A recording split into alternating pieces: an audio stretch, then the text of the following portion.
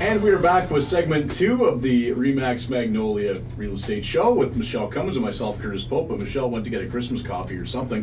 So Rebecca's here. And so Rebecca, we were trying to get to know you a little bit now because you're part of the new firm. And so we were talking a bit about your background and where you're from, where you live, things like that. And we touched on a bit about the fact that you have your science background, and specifically with bugs. Yes. So now, what makes a person decide they want to know everything they can possibly know about bugs? They are fascinating, and when you look at insects through a microscope, especially, and you see the socket joints and their cute little antenna and their proboscis, and they're just really cute. So you closely, and the diversity, and they're so beautiful. The different color tones and the beetles and the butterfly. There's so many different beautiful kinds of insects that you need to appreciate. Now that is true. I mean, butterflies are beautiful. I know that you mentioned you were in Vancouver Island. There used to be a place that was just about butterflies. Yeah, the butterfly garden. Yeah, and it's beautiful. I've been there, and just you're walking through this dome, and there's butterflies everywhere, every shape and size. It's very cool. Yeah, and you can have butterfly release parties where you can order pupa and time them so that they're going to release when you're at your party. So lots of people are doing that now. And I do understand that some butterflies, they're like for monarchs, for example, they're becoming almost extinct. They are very close to being on the extinction list now. Yeah, so which is sad. To do more to get more monarchs around. Yep. So that's definitely one of the programs. I mostly dealt with the insects that were pests, not the beneficials. So look at all the pretty ones. Yes, I had to collect them for my course. So we'd be running around town, finding insects and telling each other where to find different, so that we could get different genus and species, because we were marked according to the variety that we had in our collection. So that was a lot of fun. That was a long time ago. But every now and then I still find one that I want, or a unique beetle, and I stick it in a container and throw it in my freezer. So people never know when they're going to open a container in my freezer what's going to be in it. Okay, now one thing we've had a problem with in the Lower Mainland the last couple of years are these stink bugs, or one specific type of stink bug. Yes, the marmorated stink bug. That has been I get calls this time of year. All kinds of people are asking, what is it, how to get rid of it. So yeah, they're a pest. So they came in the late 90s from a container ship from overseas, and they've done very well here, and they're getting more and more prevalent as the temperatures change. So right now they're usually averaging about 2 generations or 2 cycles in a season, but as things warm up, they will possibly start getting into 3, and then we're going to have even more problems. But they are definitely a pest. So now, what do we have to do to get rid of them? I know you're not supposed to smash them or kill them. They stink. Yes. Yeah, hence the name. So the best thing, if you vacuum them or get a little plastic cup and a paper and throw them outside and get rid of them. But you definitely don't want to touch them on the sides, or you'll have to wash your hands repeatedly to get that smell off. Yeah, no, I've been very good about getting a hold of them, and you say a cup and a piece of paper, a little piece of cardboard, and then they go for a swim in the toilet. Is how that's a common one. Yeah. Have fun. Good luck. That's a common one. Yeah. But not all stink bugs are bad. There's actually some beneficial stink bugs. So there's a 2-spotted stink bug that's actually a good stink bug, and it will eat the eggs and sometimes larvae, depending on which species. And so some stink bugs are good to have. So the beneficial stink bugs are distinctive. They have pointy sort of horns, if you will, coming off their shoulders, whereas the marmorated is smooth, but the good stink bug, it has like horns coming out of its side. So don't step on those. Those are your friends. Well, that's the big thing, right, about insects, is that there are good and bad insects. Some are pests, like you said, and they're invasive and things like that, but others, they're part of that whole circle of life, right? Balance. Yeah. All about balance. Yeah. So now, what's an example of a bug that we do need, and we should not squish or exterminate and things like that? Most of them, I mean, anything that's a pollinator, so anything that is around into your different crops. Obviously, we're having problems with the bees, the honeybees, the bumblebees, so anything like that you want to maintain and have refuge for them. And that's why they say this time of year, don't rake out all your leaves, leave some of them, because there's species that are pupating over the winter in your leaf litter, so save some of that. But yeah, you don't necessarily have to kill every little insect or arachnid that comes into your house. You can just get rid of it nicely. Now, arachnids are another story. Now, I have no problem with spiders. I don't like them. But my brother, they're not my favorite. My brother's pretty much full-on arachnophobic. Like, he just hates spiders. Yeah. And, you know, so he's just, like, always been that way.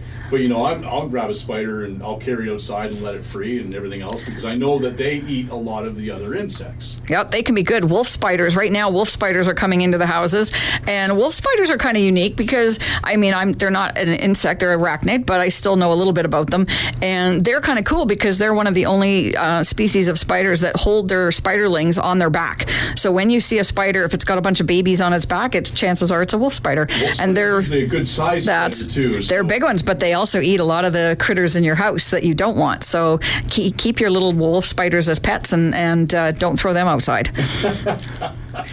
I think if I kept a pet spider in the house, I would never see my brother ever, which, hey, maybe that's a bonus. Yeah.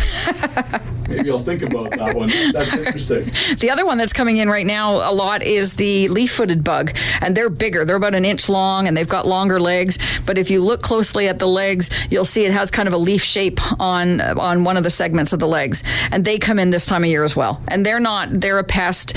They don't bite people. Just the same as the stink bugs. Just put them outside. Yeah. And they're not a problem. Around here we get the odd June bug, and those things can be huge. Yeah, those are big. We had one landing around our home plate of our baseball game this past spring, early summer, and nobody wanted to go near the thing, and they're like afraid to step on them. And I picked it up, carried it over the back. So, what's wrong with you? I'm like, it's not going to bite me. No, they don't bite. It was a big, intimidating bug for a large portion of the people there. And they have spines on their legs that if they grab onto you, you'll feel that. Yeah, no, he was pretty happy for the trip, I think. So I saved him a little bit, but. No, I mean, it's funny because, yeah, I mean, insects are part of that circle of life, like you say. It's balance, but yet for the most part, people, you know, they have all these things in mind, these thoughts that, they're you know, if you have bugs around, it's bad, your house is dirty, or this or that, or you have, you know, all these things. But again, you need a lot of these bugs. You do. And there's a lot of the beneficial ones, but then we also have, like Michele had mentioned, we've got the Asian lady beetles, which are a pest, and they're outperforming and moving our species, our native species are in trouble because these Asian ladybugs are coming in and taking over.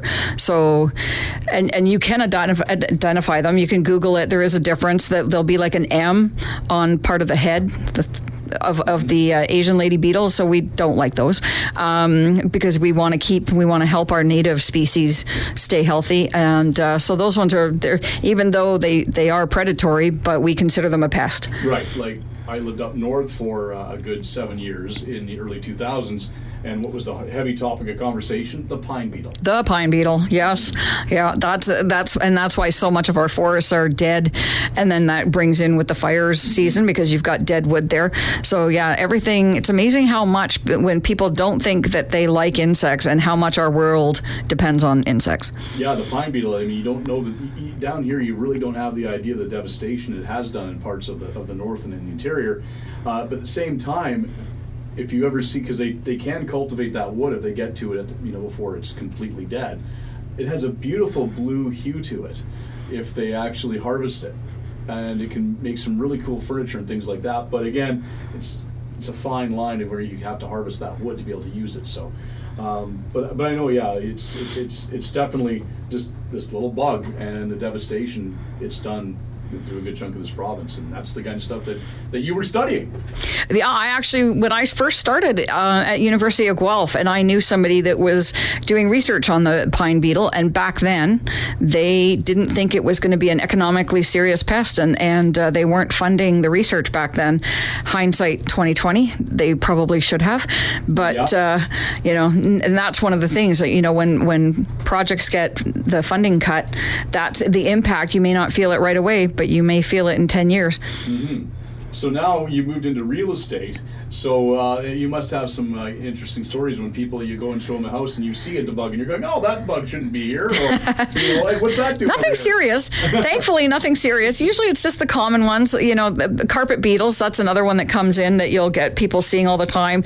Or I've had people, they find them underneath their pets' dog dishes and they wonder what it is. And it's because the carpet beetle will eat the crumbs that the dog has, sloppy eaters, and there's little crumbs of food. The other common place people will find them is in the warming drawer of their oven.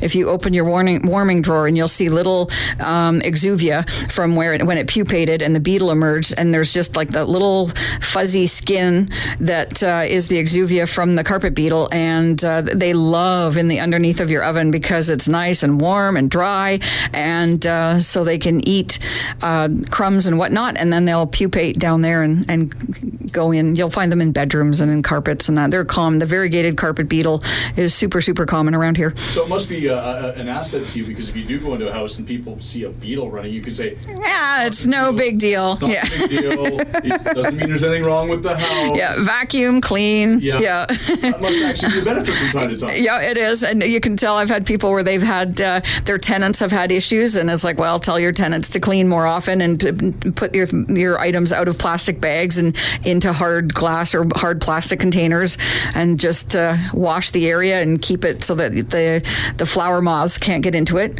That's a common one. They'll chew through cardboard, and you'll find that little where the noodles or whatever rice are all stuck together.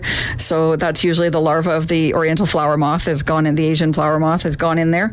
So pretty common. Everybody actually probably knows more than they think they know, because they've encountered it in their daily life. They just don't realize it. Well, not all of us have got our entomologist degree. Well. It's funny how that, again, that wouldn't help you with your job. Just like, Michele being an actress, there's elements of that are going to help you with your job. Definitely. And, you're panicked about something and you're pretending that you're not, right? Hers is probably more useful than mine. But there's times. There are times, Times it comes handy. All right, well, this is very cool. Now, I understand that you may have a listing you want to talk about, like sure. Michele does? I do. I've got a great one in White Rock, and it's on a large 10,800 square foot lot, and it's an older 3,000 square foot home, but it's got a to die for ocean view right from Mount Baker all the way over to Point Roberts, and it is just a phenomenal, all the way over to the islands, amazing ocean view.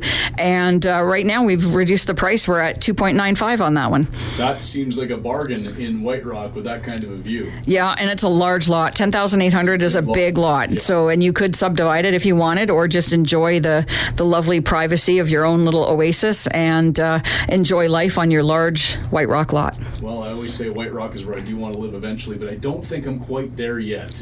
You just need to ask him for a raise. I'll have to do that. Now, Michele usually ends the show with a quote. Did she get you to get a quote together? Or? No.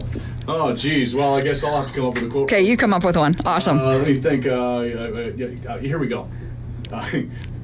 Never tell me the odds. Han Solo. There we go. That's my quote for the day. It's one of my favorites. So, all right. Well, it's been great catching up with you, Rebecca, learning more about the art and the science behind insects and how it can help in real estate.